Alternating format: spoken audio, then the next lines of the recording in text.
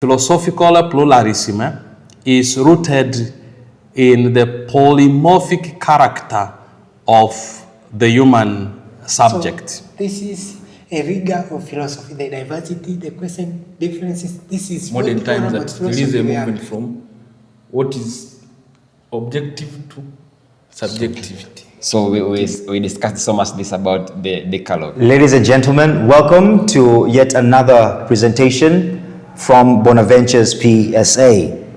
Today's presentation is titled, Must Philosophers Disagree in Ideas? Our thought leader today is our beloved Dr. George Ndemo. Dr. George, welcome. Thank you. Dr. George Ndemo, dear friends, is a distinguished scholar and educator at Jordan University College here in Morogoro, Tanzania, where he teaches and mentors students in the fields of philosophy and related disciplines. With a strong academic background and years of teaching experience, Dr. George Ndemo has contributed significantly in higher education through his research, curriculum development, and dedication to fostering critical thinking among students. His work reflects a commitment to bridging theory and practice, making philosophy accessible and relevant to contemporary challenges.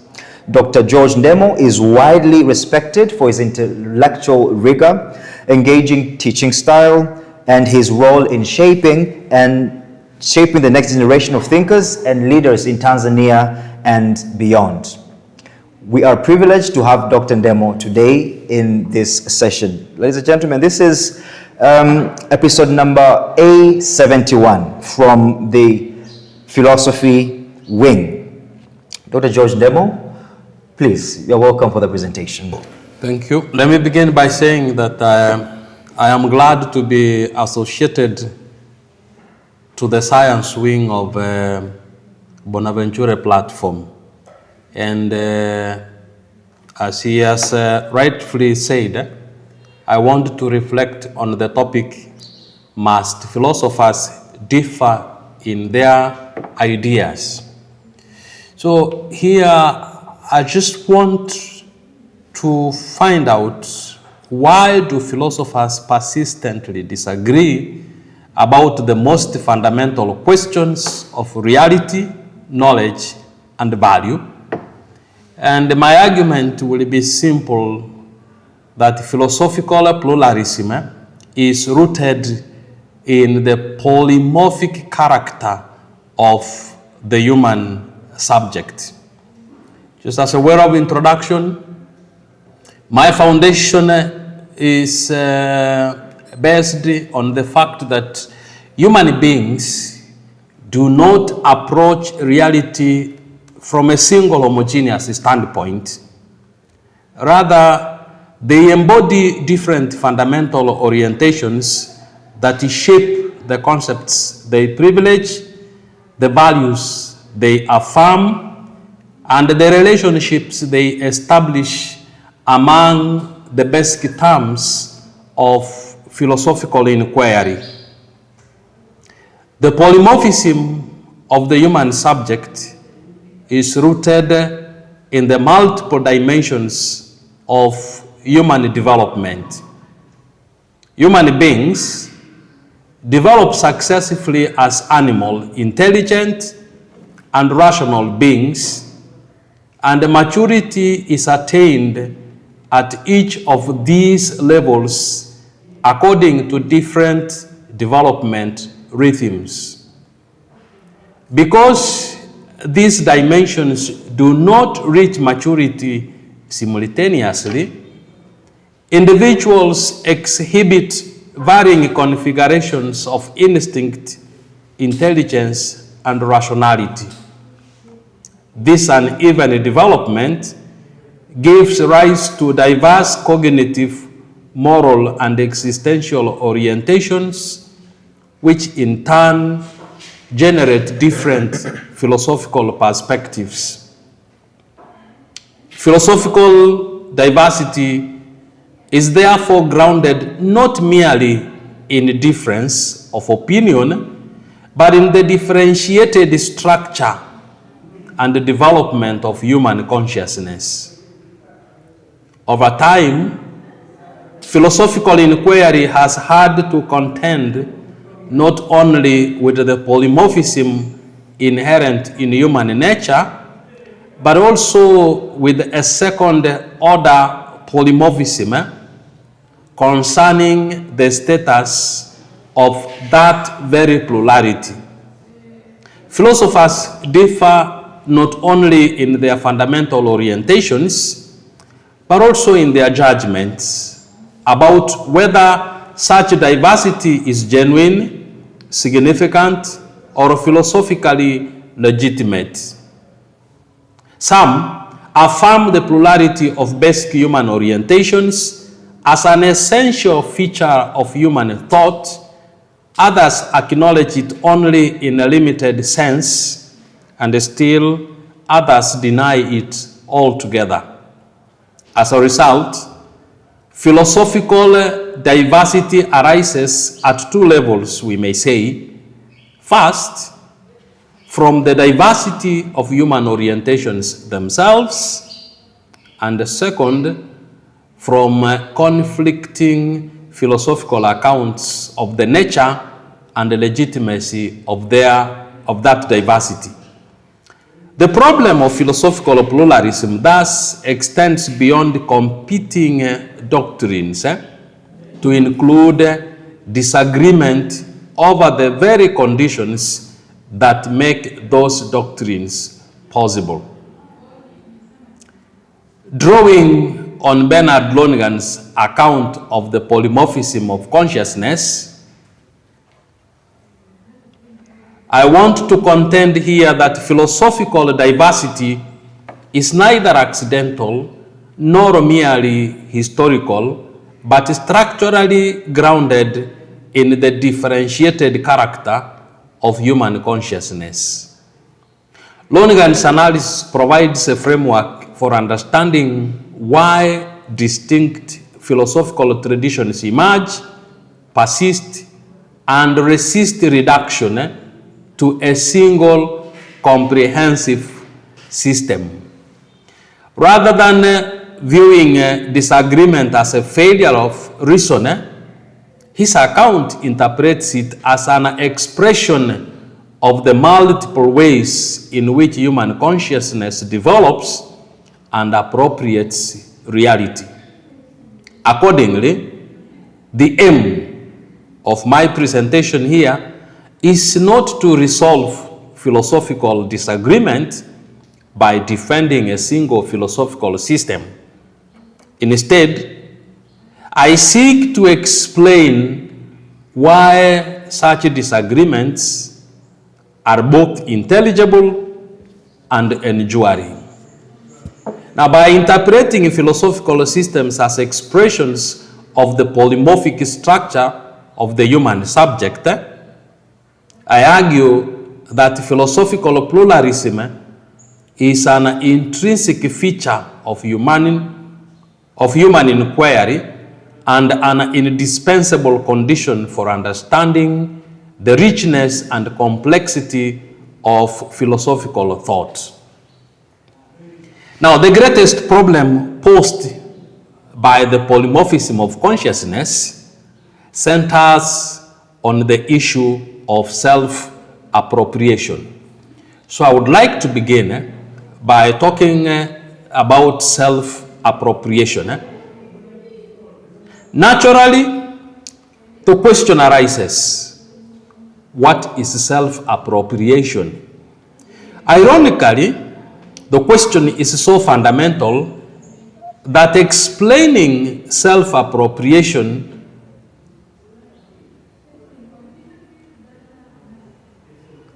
is in one sense more difficult than actually attaining it. Now, I must say here that Lonergan coined the term self-appropriation to describe the process of becoming consciously aware of oneself as the subject who experiences, understands, and judges. It is the act of self-awareness and self-affirmation that grounds his ideal of knowledge. One's ideal of knowledge will naturally and spontaneously shape one's efforts at self-appropriation. If that ideal is not fully correct from the outset, it will ultimately prevent one from reaching genuine self-understanding.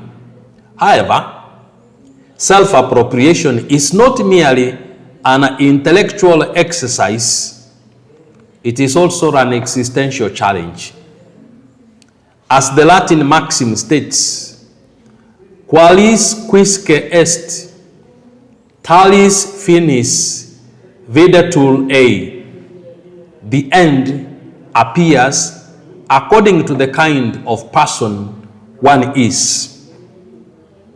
A person's ideals are shaped by who they are, by their past experiences, education, philosophical formation, teachers, and intellectual habits. Consequently, whether one accepts or rejects the account of knowledge presented by Lonergan in his work Insight depends not only on logical argument, but also on one's existential orientation. For this reason, disagreement with insight often occurs at a very fundamental level of the subject. Lonergan compares this to what Heidegger describes as the distinction between authentic and inauthentic existence.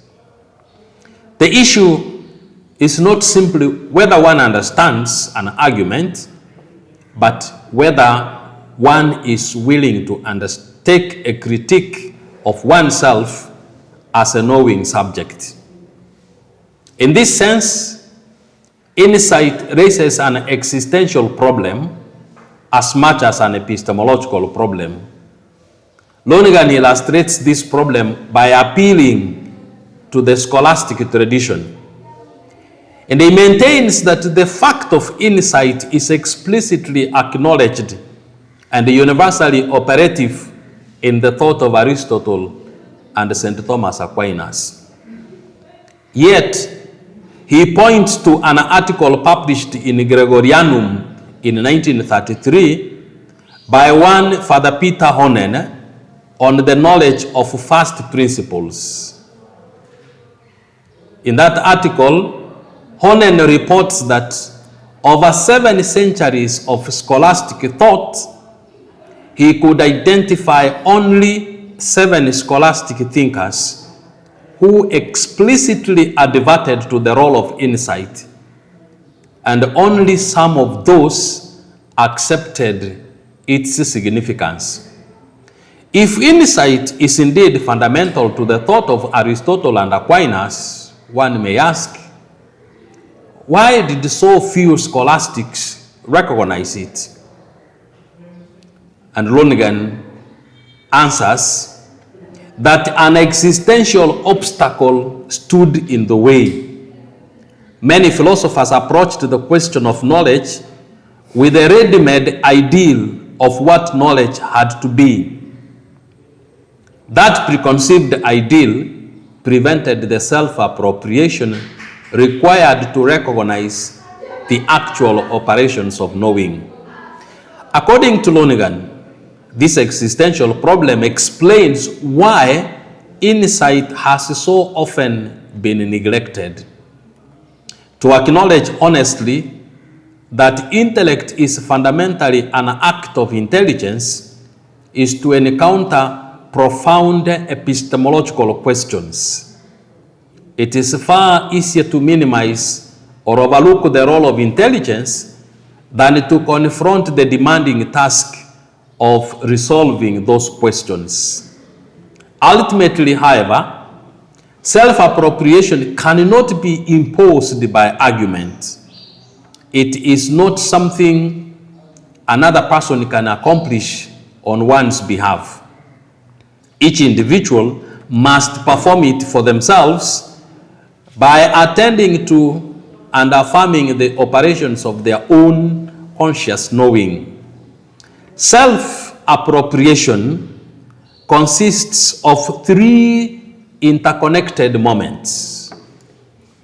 The first is advertence, being consciously attentive to oneself as experiencing, understanding, and judging.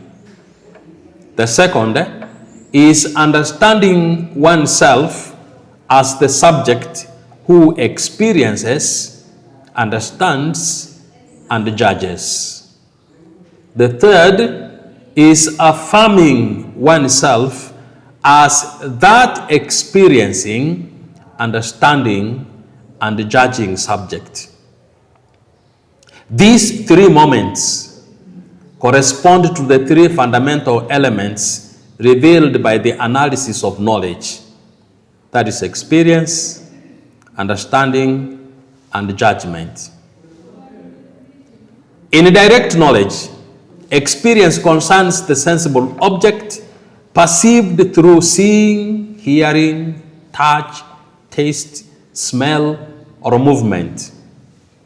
Understanding is directed toward that experienced object. As St. Thomas Aquinas, following Aristotle, repeatedly explains, phantasms, that is images, stand in relation to understanding as colors stand in relation to sight. Just as a bell has the potential to sound until it is actually heard, intelligibility exists only potentially within the image until an act of understanding makes it actual. Without hearing, there is only the bell's movement. Without understanding, there is only the image, not the intelligible meaning. The third step is judgment. After experiencing and understanding, one would still ask, is it so? So here, judgment affirms or denies the truth of what has been understood.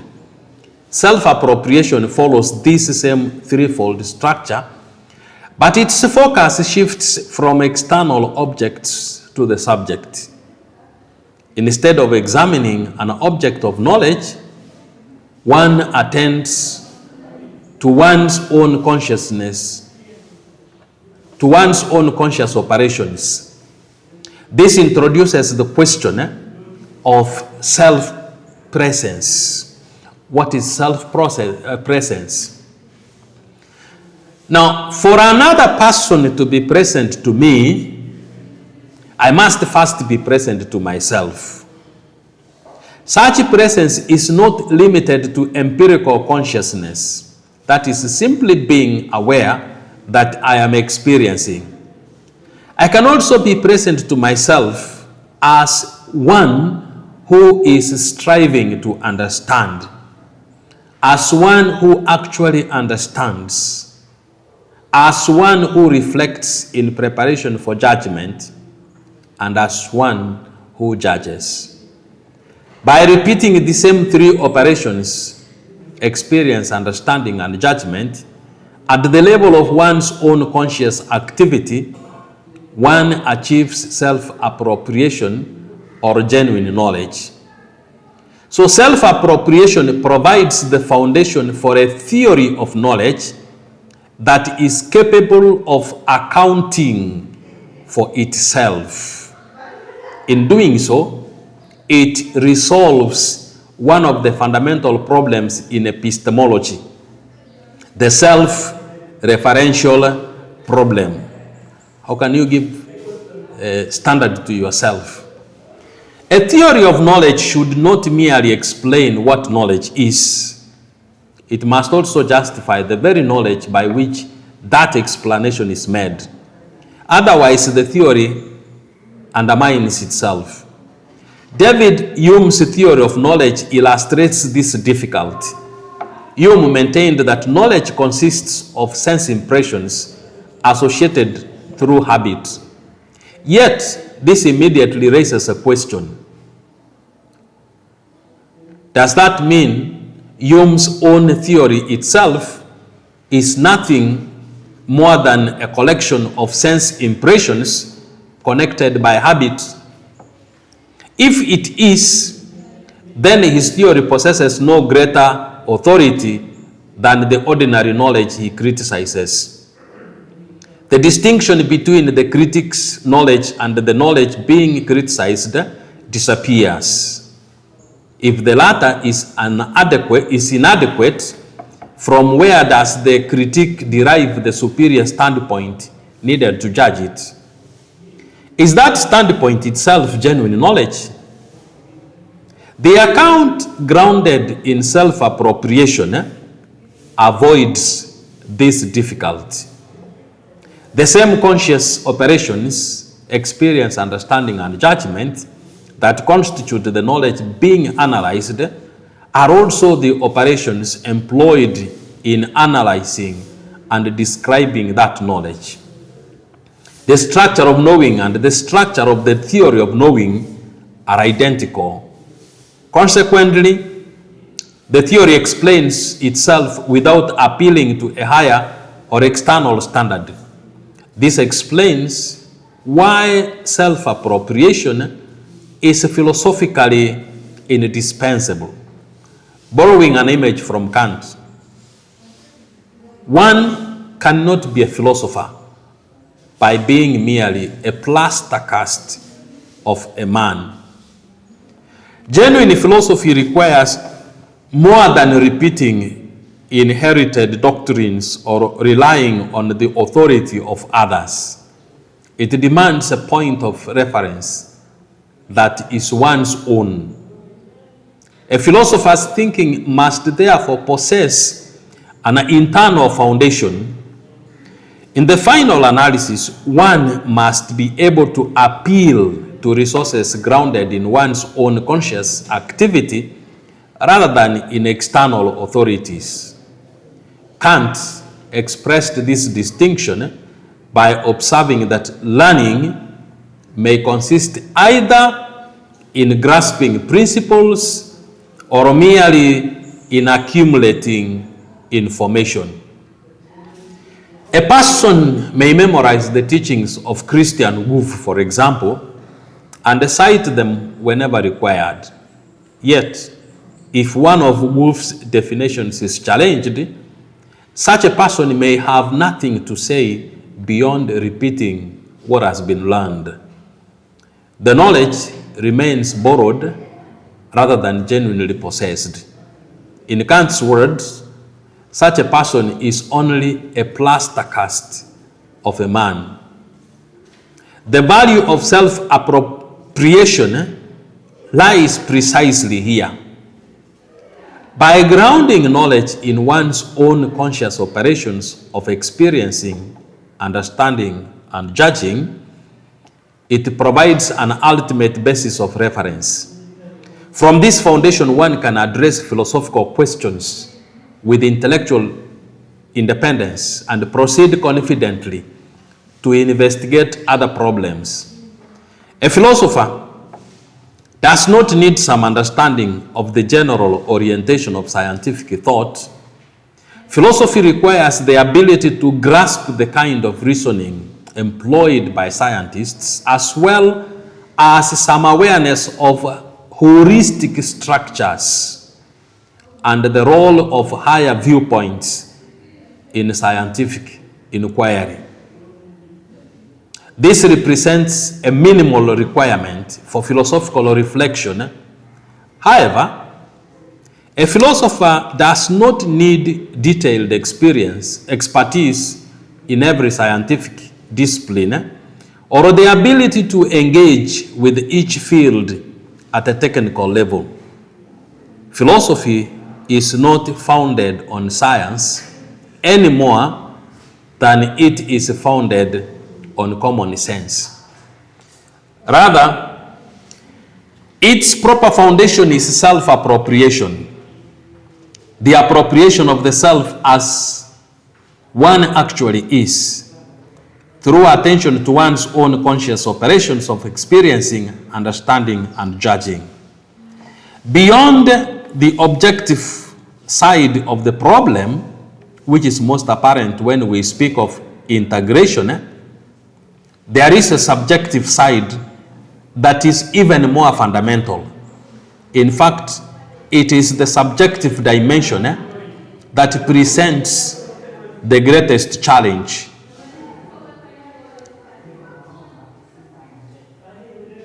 In the modern times, we have moved from objectivity to subjectivity. Self-appropriation calls for a turning from the outer realms of common sense and theory to appropriation of one's own interiority, one's subjectivity, one's operations, their structure, their norms, their potentialities.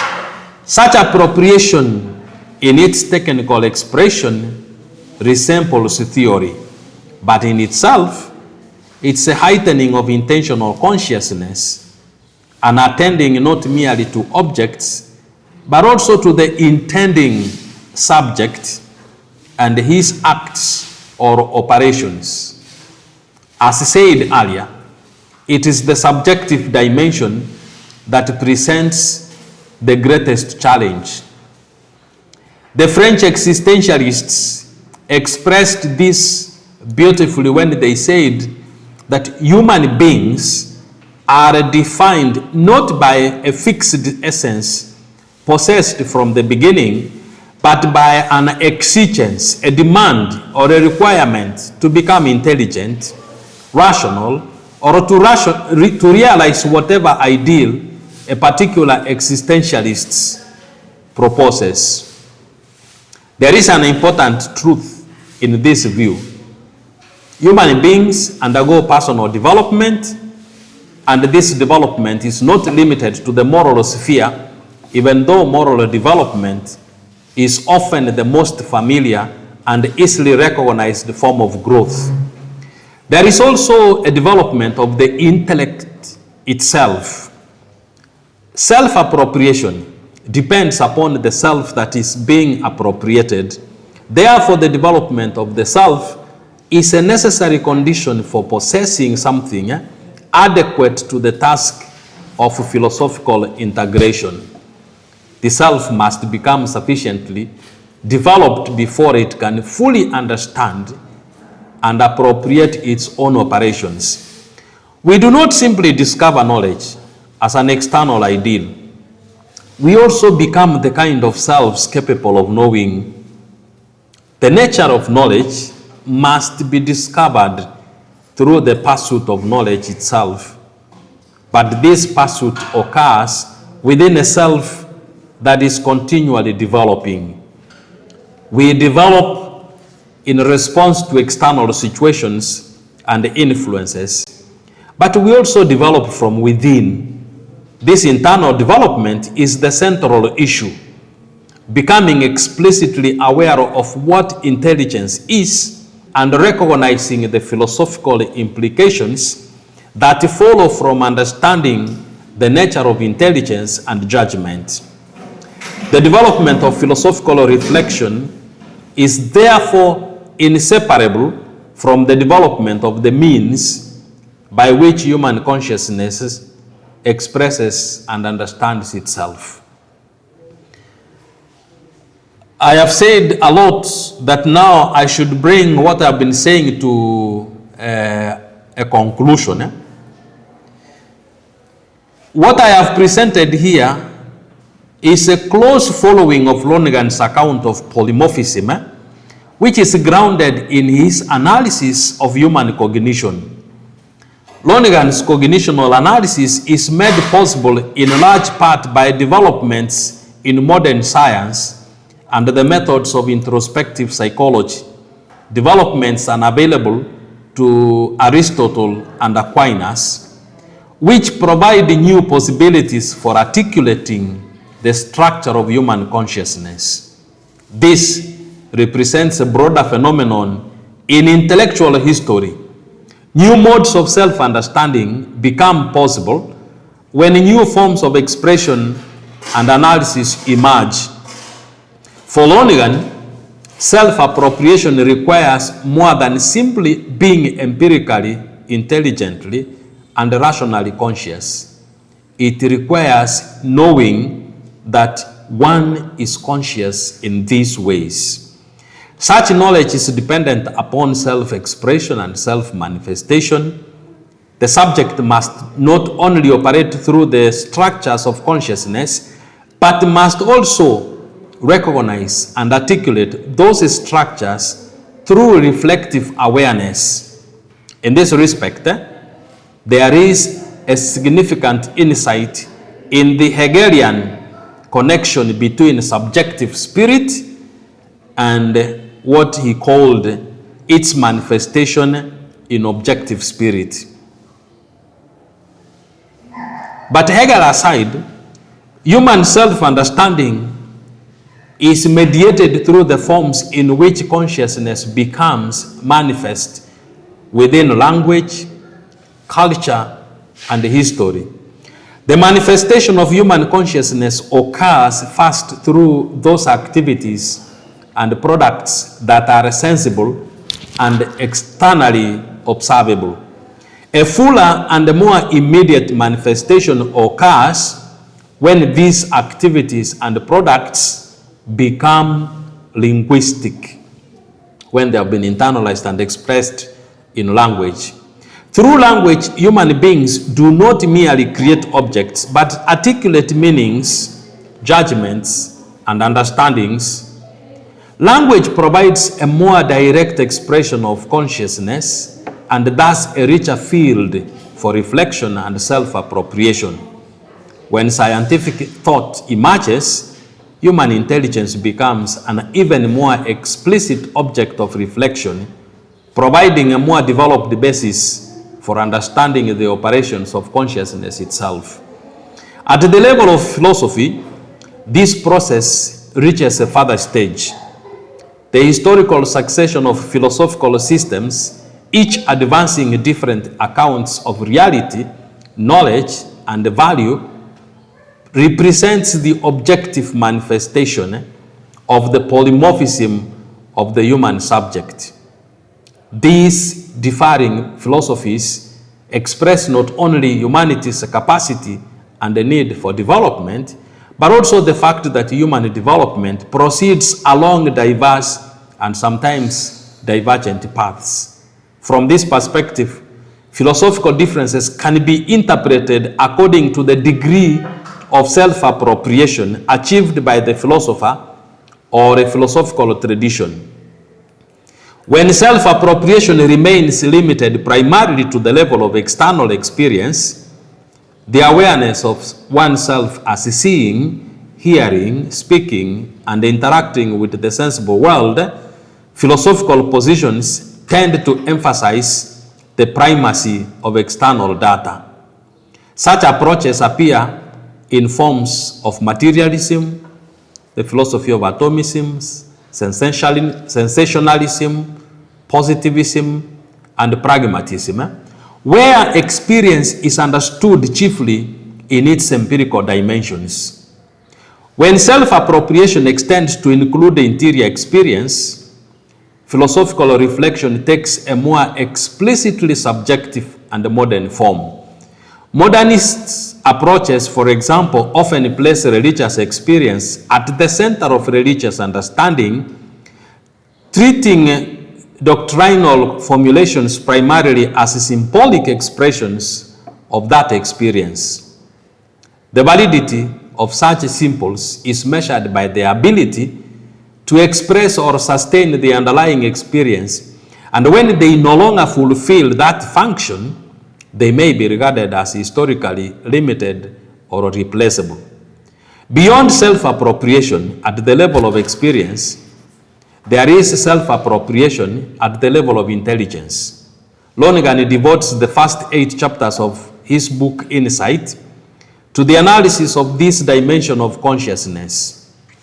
Here, the self is appropriated not merely as experiencing, but as the intelligent subject who inquires, understands, and grasps the intelligible patterns within experience.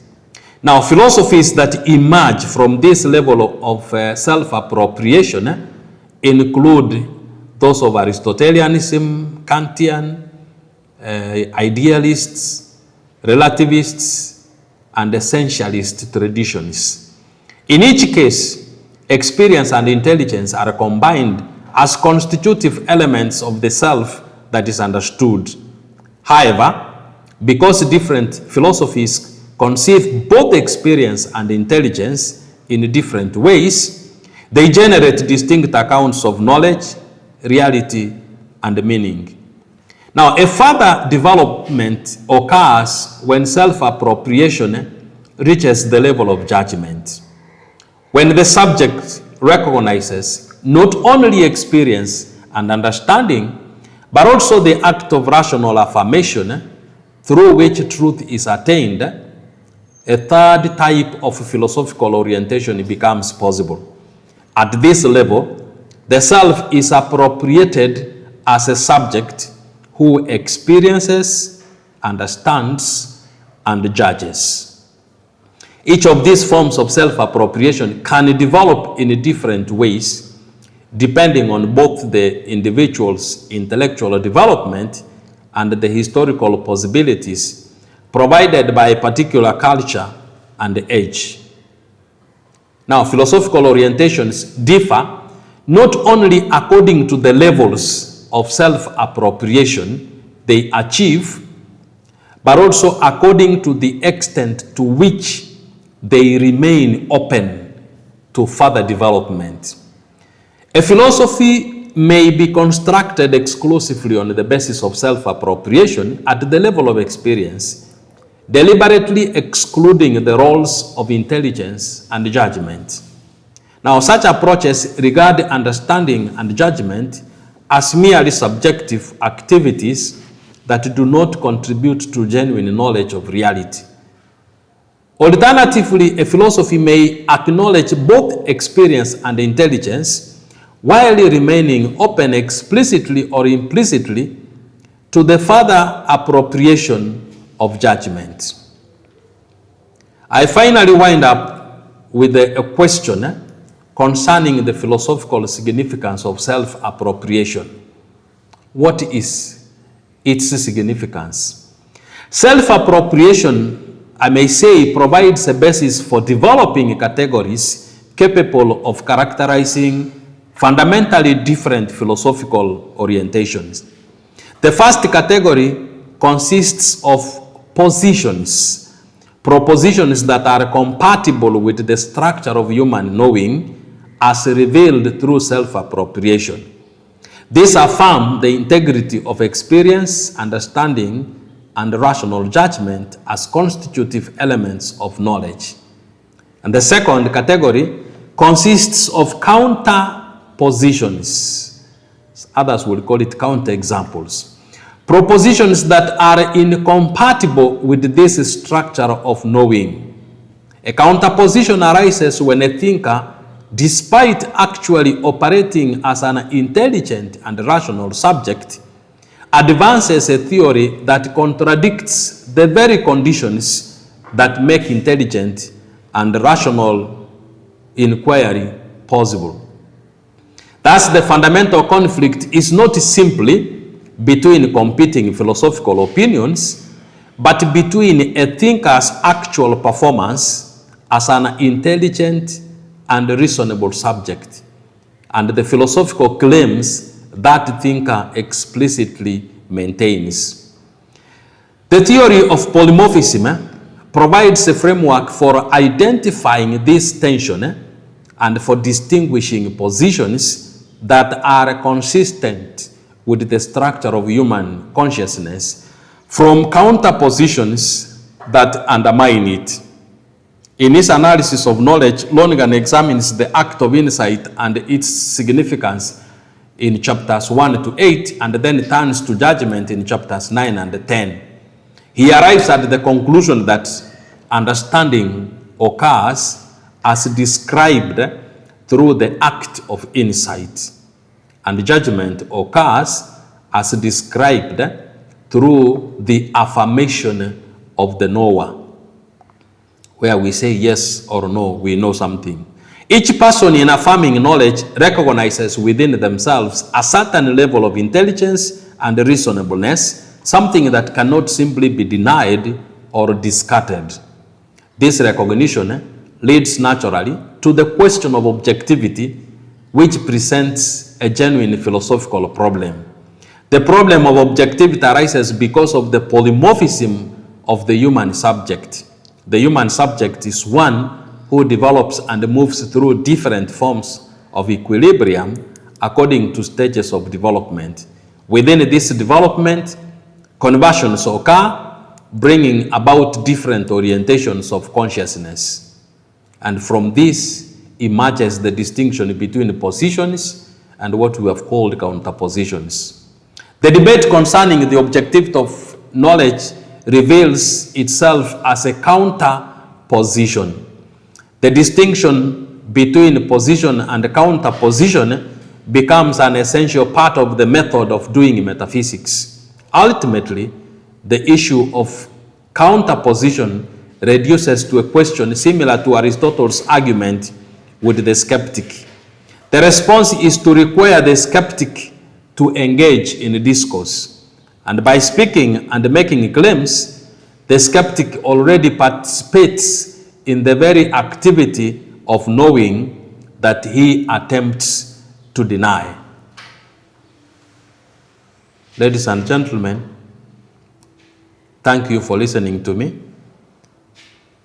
And that brings me to the end of my presentation. Thank you very much, Dr. Ndemo. A round of applause for her. So as the colleagues come towards the table of discussion, today's presentation was a presentation by Dr. Ndemo, and he just wrapped up his presentation. The title of the presentation was "Must Philosophers Differ in Their Ideas?" Must that happen, the differing of ideas by philosophers? Or why do philosophers, in other words, why do philosophers persistently disagree about most fundamental questions of reality, knowledge, or value? And in his presentation, he made an initial assertion, or let me call it a thesis statement in his presentation. He says, this philosophical pluralism is rooted in the polymorphic character of the human subject. In other words, I can say this misunderstanding or this differing of ideas by philosophers is rooted in this polymorphic character of the human subject. Now, to kickstart our discussion, let me pose these two questions to Dr. Ndemo. First of all, I think I would like to understand, what do we mean by polymorphic character, and what would that be in difference or in distinction to self-appropriation, if at all there's a distinction between the two? Welcome, Doctor. By the polymorphic character of the human subject, we understand that the human subject doesn't come to understand through one activity. Our knowledge comes through various activities.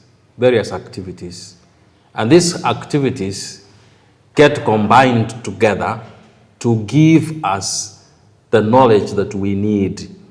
But they can be grouped for easier understanding. There are several activities that we perform, but the activities can be grouped on levels. The least activities are the activities of experience. Then the second level of our activities are the activities of understanding. Experience does not give us an understanding, but it brings us into contact with the realities. But that doesn't add up to understanding. Now, understanding comes at the second level of understanding. So here, we ask questions, we make inquiry, we make studies, we make investigations so as to understand. And when we finally get to the point, we can say, hooray, eureka, I now understand, I get the point. But that's as far as the second level is concerned. Once you reach that, the mind, our nature, the mind never gets settled. The mind still asks a further question. Is it so? Is it so? Now, in our self-appropriation, it depends on how one has disposed himself. Some people stop at the level of experience. Some people stop at the level of understanding. And some people go to the level of judgment. In terms of the historical evolution of our knowledge, this experience is commonly associated to common sense. People of common sense are accustomed to what they see. So what we see is sufficient. Why do you ask more questions? We have already seen that. We have already seen that. So what we experience is considered to be final. The second level was brought in by science. Now, science realized that the experience doesn't give us the whole picture. So there is something underlying the experience. And so the question of theory came in. Now they look for the theory explaining that. So why is this standing on the table? There must be a theory that explains why this remains standing on the table. But again, it was realized that as theories increased, one theory got into conflict with one another, that you could not understand exactly which is which. Now, a higher level has come in, which is associated with the affirmation, the third level of judgment. So it is called interiority. Interiority. So after all the conflicts, so where will the answer be? Now, one has to get that by oneself. Now, when we say one has to get it by oneself, we also know that not everybody can get it. The only one that will get it is the one who experiences authenticity. Authenticity. Now, the one who experiences authenticity goes through all the levels. Inauthenticity comes in when we get stranded at a certain level and we believe we have gotten everything. It's just like you ask a small question of mathematics. A smart student will tell you that the answer, he has gotten the answer and is very sure of the answer. An average student doesn't know whether the answer is right or not. So he relies on what the teacher will say. And he keeps on praying that the teacher will find it right. But a smart student knows that he did all that was required and he got the answer. And he can tell you how many of the questions he has gotten right and which one he hasn't gotten right. Thank you. And what would be the difference between this polymorphic character and the act of self-appropriation?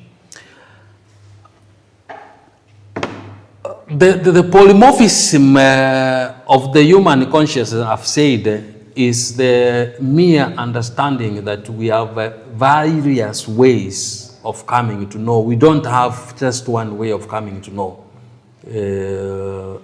Polymorphism comes from polymath, meaning many. So there are many ways. Self-appropriation, we are saying now, Socrates puts it nicely. Know thyself.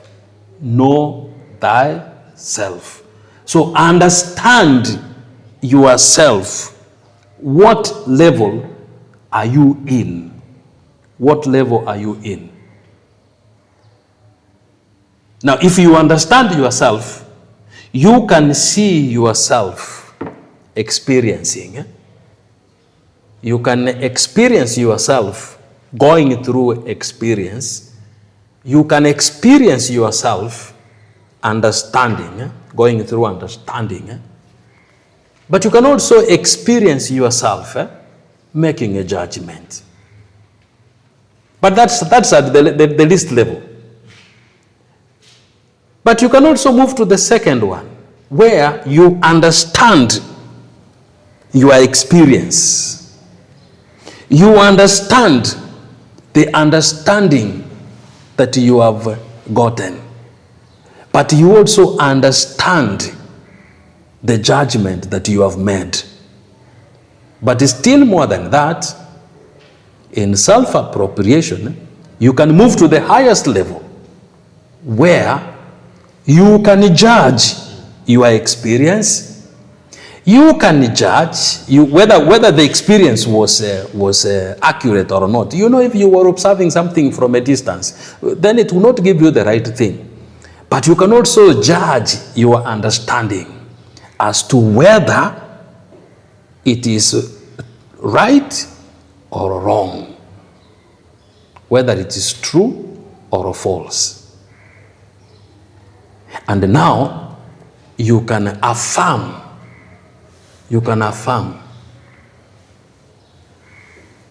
without fear of contradiction that what I have gotten is the case.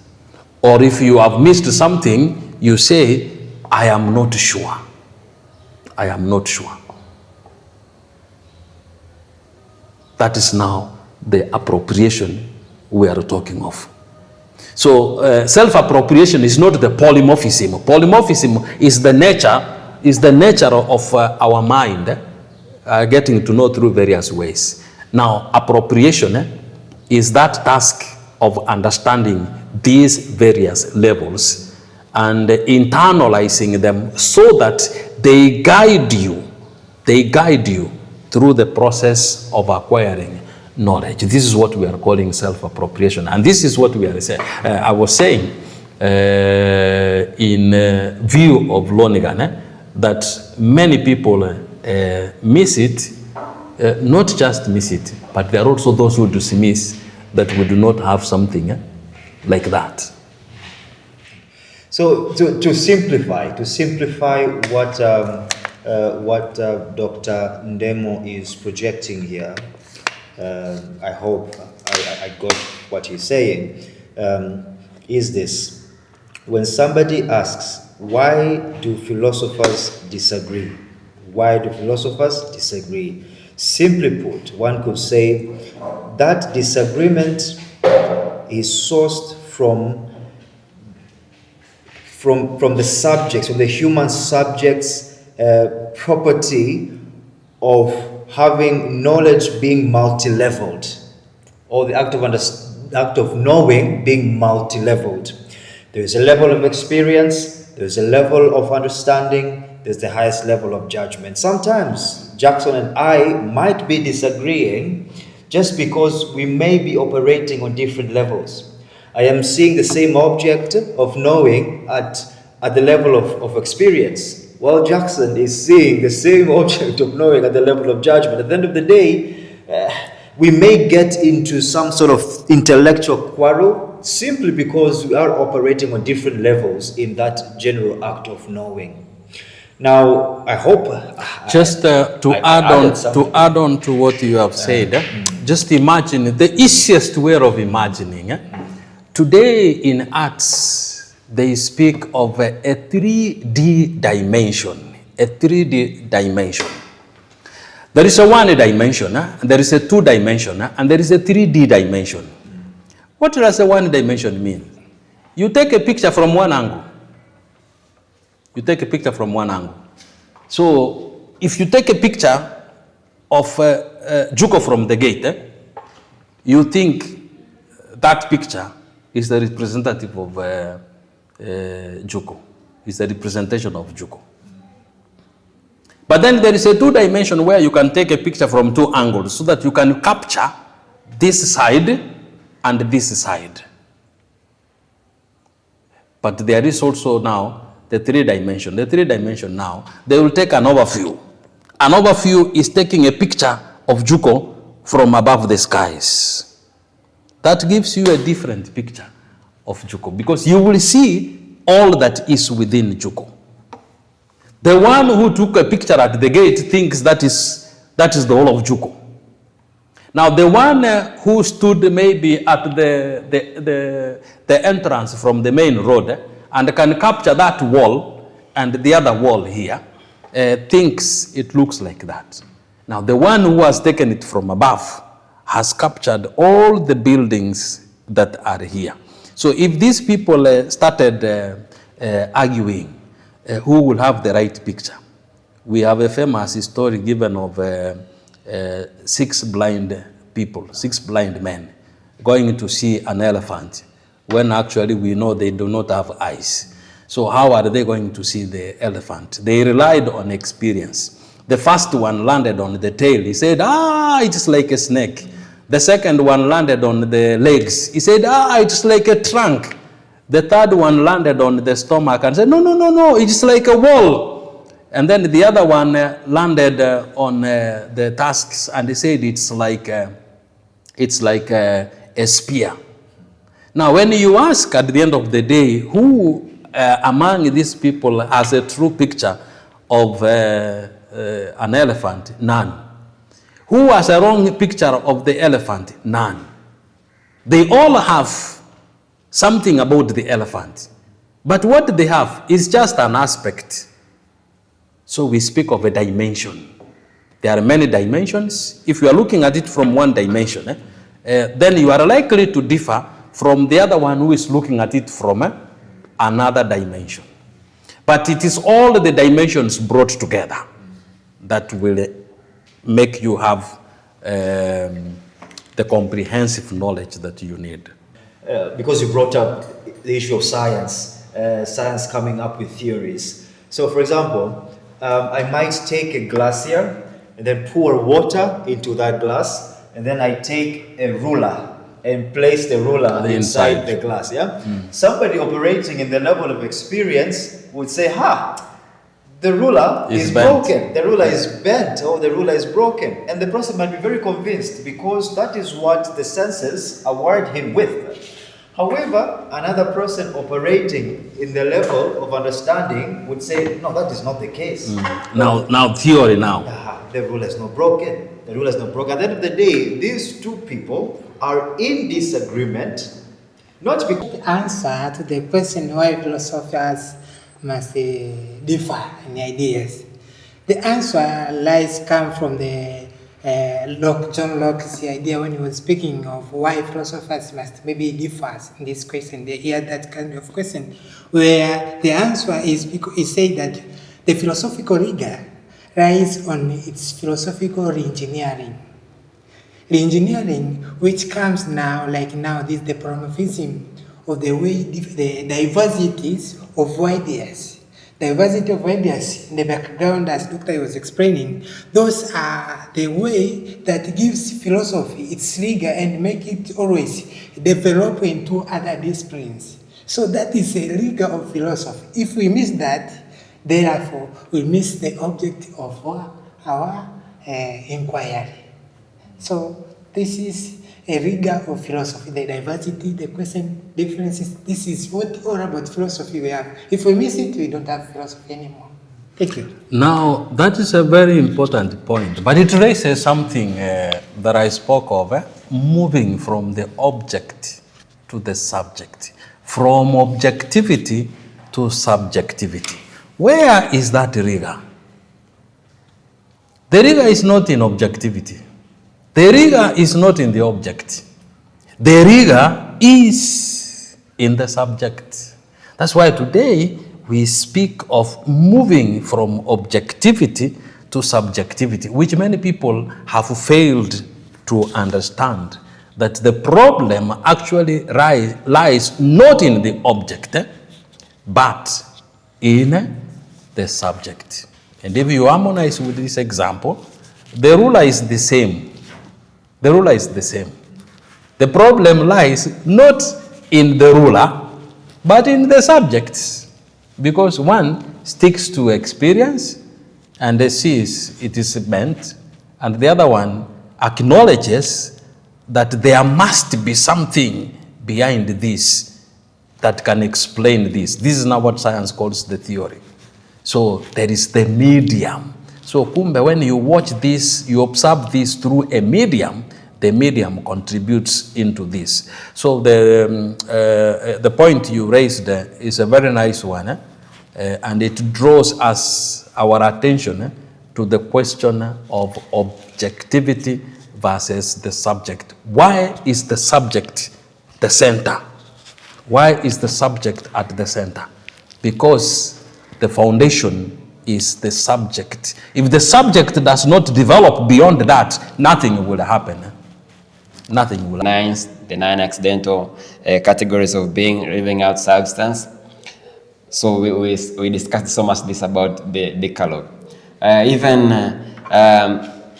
Aristotle, or even Thomas Aquinas, who backs up from Aristotle, also says there are 9 groups of angels from him, from the way he sees God creating. God, there is God first, then angels, and angels are in 9 groups. And from them we have different ways, 9 different ways people, the enneagram is coming, that's all. It comes back from there now. So we see even Lodgan comes to his own perspectives, trying to inquire on insight. Then he ends up with 9 ways people have insight. So we get we have understanding whether judgment or the experience in 9 different ways. So as according to those levels. Thank you very much. I think I can chip in later with the discussion. Which is rooted in this, what we have said, that there is polymorphism. That we move from this polymorphism, as how our dear doctors has expressed it, that we come to know things from many perspectives, from many activities. Then when he came to speak about modern times, that there is a movement from what is objective to subjectivity. So, in addition from what Brother Kashumba tried to explain, now I am confused. When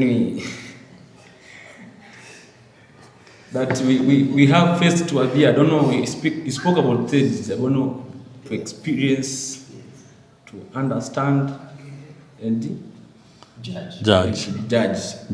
It's how you explain it. I don't know any advertence in your Advertence. yes, advertence. So, from my question is to you, Brother Kashumba, there, because I want to stem my understanding from what you understood first. Yeah.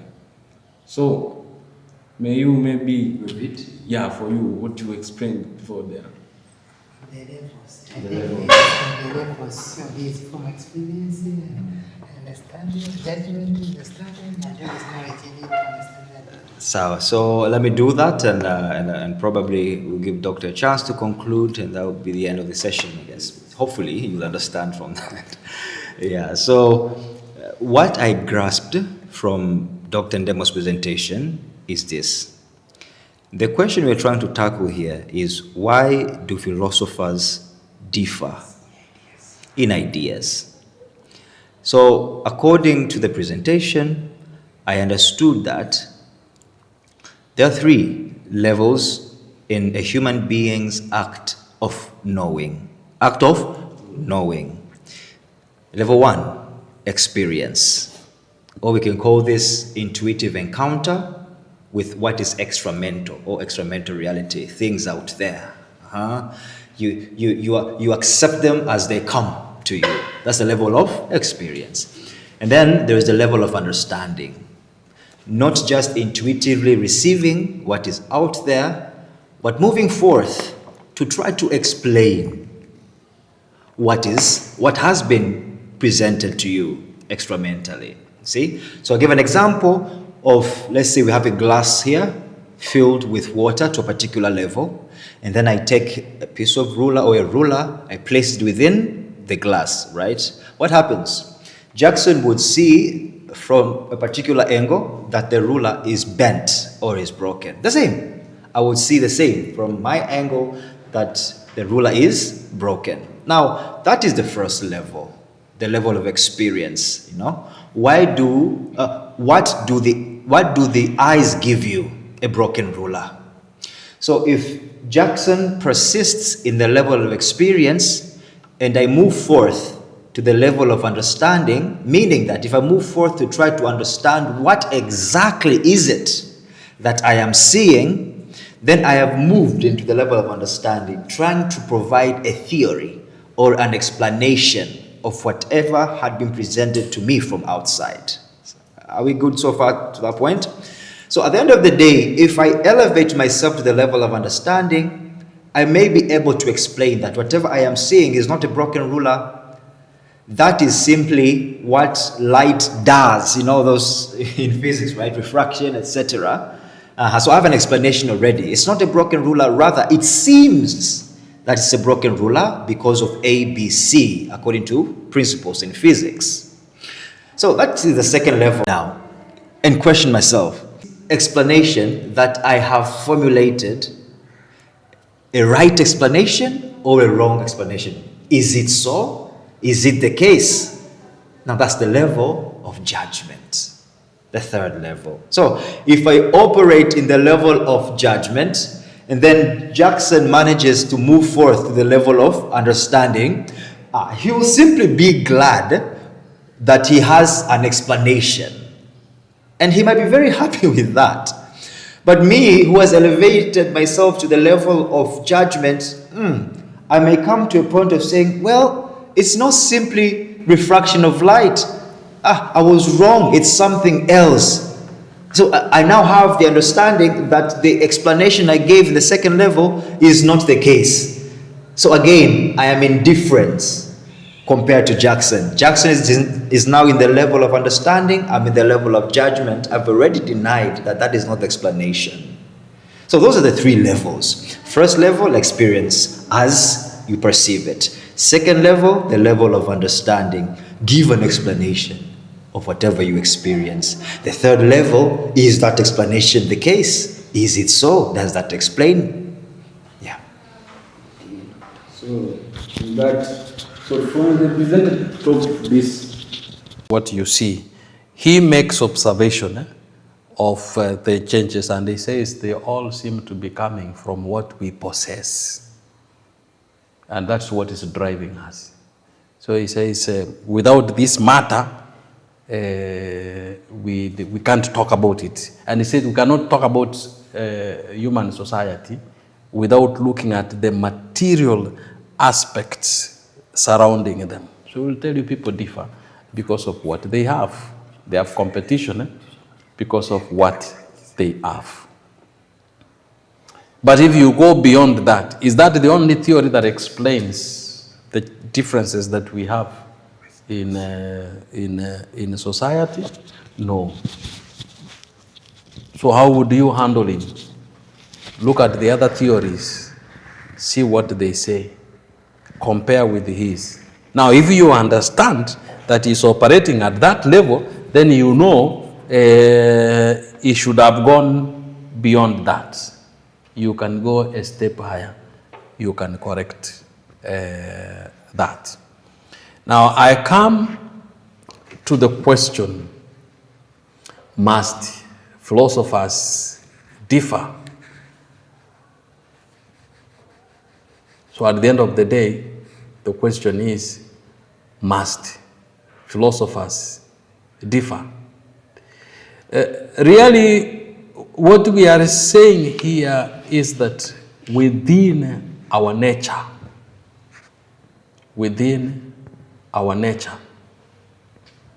we have that structure in us.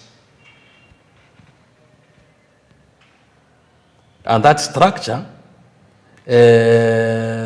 is normative. That's normative. That's normative. That's how we operate. Some of our knowledges come from experience, and some of our knowledge come from intelligence, understanding, and some of our knowledge comes from affirmation. From affirmation. Now, that being a normative pattern in us, all of us will have to go through that. All of us will have to go through that. It was not meant that we should differ. It was not meant that we should differ. But you will understand that that being our nature, it is just so straightforward that the probability of us differing is very high. Is very high.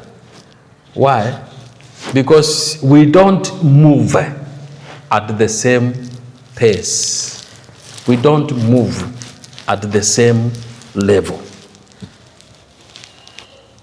We don't move at the same level.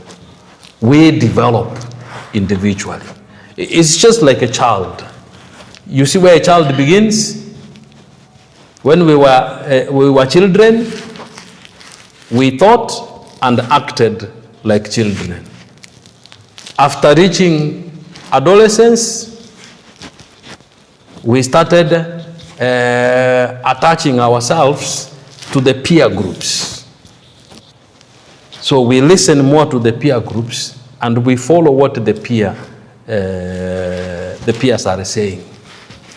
But once we get out of adolescence, we started taking our own ground. You no longer subscribe to what you subscribed in that peer group.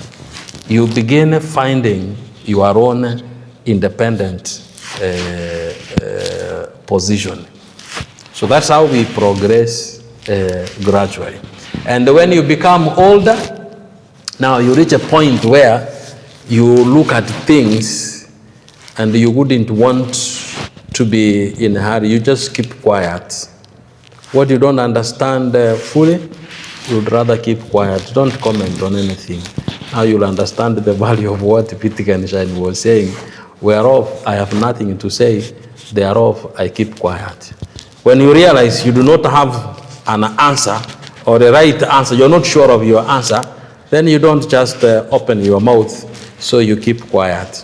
Have you seen elderly people keeping quiet? You ask something, they would rather keep quiet because they do not have an answer. So they don't want to tell you yes or no.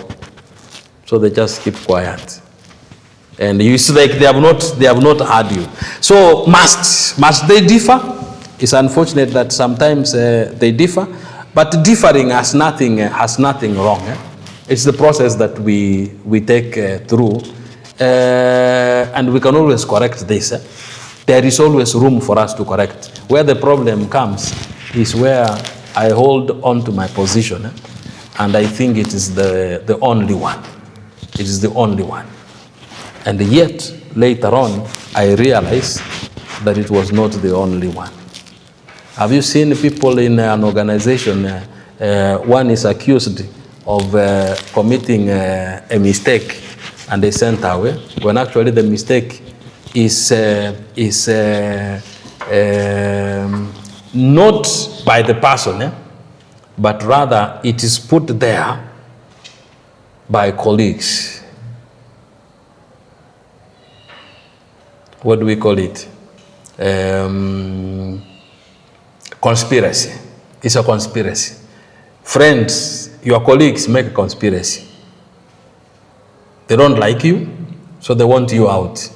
So they conspire and they say you have done this, when actually you are not the one who has done it. And everything will show that you have done wrong. But in reality, you have not done it. So if those in authority make a quick decision, they say, here the principle stands.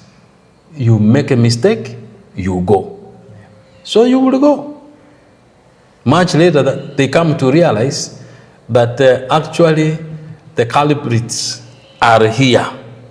They sent away the right person, and they remained with the criminals.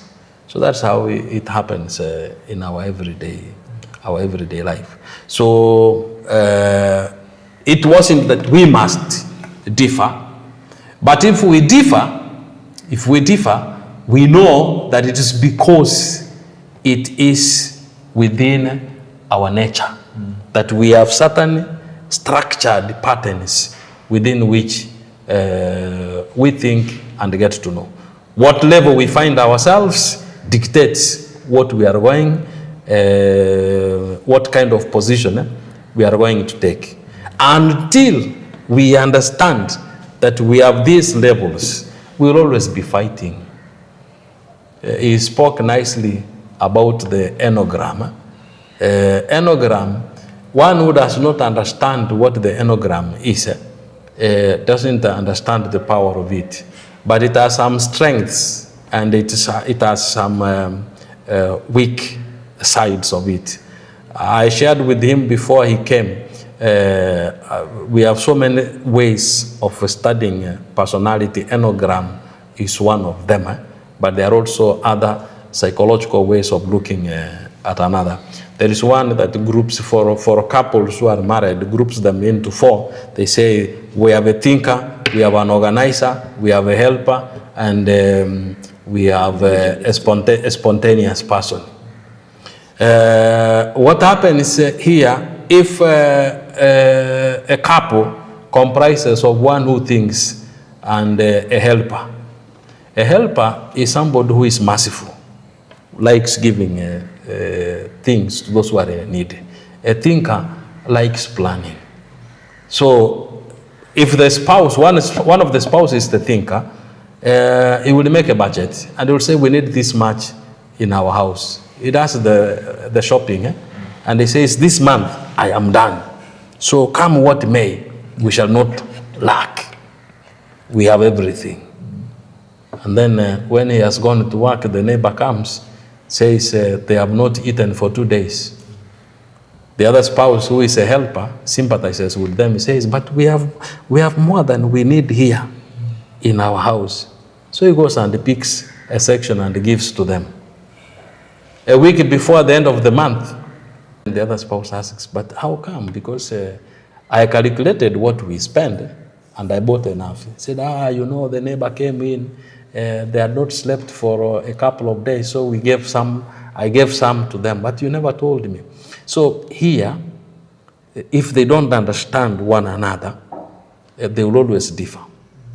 But if they understand one another, then the helper understands that if I must help, I must inform my spouse I'm going to help. So that we agree, if we are going to give this, then we are going to look for another budget to cover the deficit. Thank you very much, Dr. Ndemo, for the presentation. Ladies and gentlemen, this is Bonaventures' presentation within the Philosophy and Science wing. By the way, this is presentation 71. There are 70 presentations from this wing that were already given. So there is a pool of knowledge available in our website. There's a pool of knowledge available in our YouTube channel. Please make it a point to visit bonaventures.org. Make it a point to visit Bonaventures PSA on YouTube and other online platforms. This was a beloved presentation from our beloved Dr. Ndemo. The presentation's title was Why or Must Philosophers Disagree in Ideas? And one thing we have captured from today's presentation is that as the human species, we consist of multitudes. We are a world that has worlds within. Now, in that beauty, there are also some portions of frictions that may occur, and now that's the differing part. But as Dr. Ndemo rightly said, difference is not always a negative. Sometimes we do differ so that we may go higher into attaining that which we are supposed to attain as the human species. Thank you very much. Thank you, Dr. Ndemo. Thank you, the discussants. Until next time, bye for now.